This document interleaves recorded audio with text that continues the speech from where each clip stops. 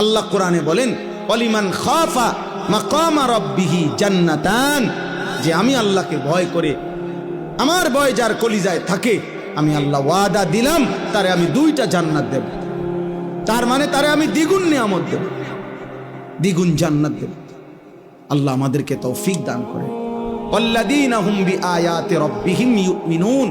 2 number, আল্লাহ তাআলা বলেন আল্লাহ পাকের সমস্ত আয়াত, সমস্ত আহকাম, কোরআনের সমস্ত বিধান, নবীর সমস্ত তরিকা, আল্লাহর সমস্ত বিধানগুলোকে যে সর্বান্তকরণে মেনে নিচ্ছে, গ্রহণ করছে, ঈমান রাখছে, পালন করছে, আল্লাহ তাদের প্রতি সন্তুষ্ট হয়ে আছে।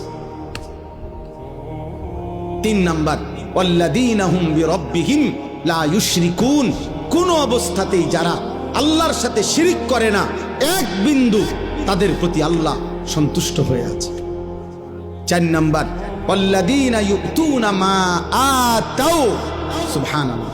আল্লাহ বলেন যারা আল্লাহর দেওয়া সমস্ত নিয়ামত, শরীর, স্বাস্থ্য, জীবন, যৌবন, সুস্থতা, অর্থ, সম্পদ, স্ত্রী, সন্তান, ছেলে মেয়ে, বাজার, ব্যবসা, আয়, রোজগার, বাড়ি, জমি, বিল্ডিং, দালান, ক্ষমতা, প্রভাব, প্রতিপত্তি, যা আল্লাহ দিছেন, ইউতুনা মা আতাও, সবকিছু আল্লাহর পথে ব্যয় করে, আল্লাহর হুকুম মতে ব্যয় করে, আল্লাহর রাসূলের বিধান মতে ব্যবহার করে।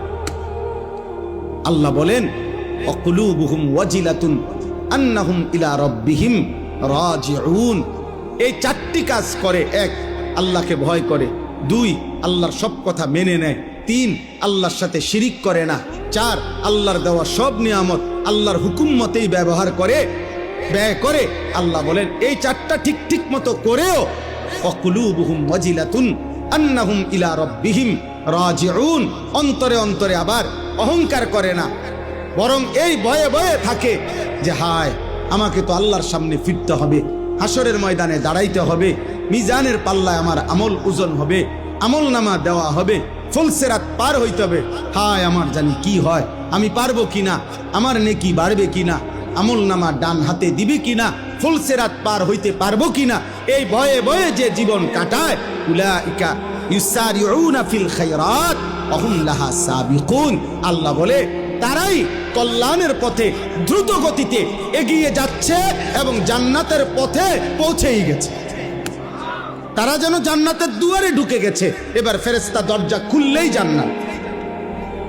শেষ কথা হলো ওয়ালা নুকাল্লিফু নাফসান ইল্লা বুসআহা।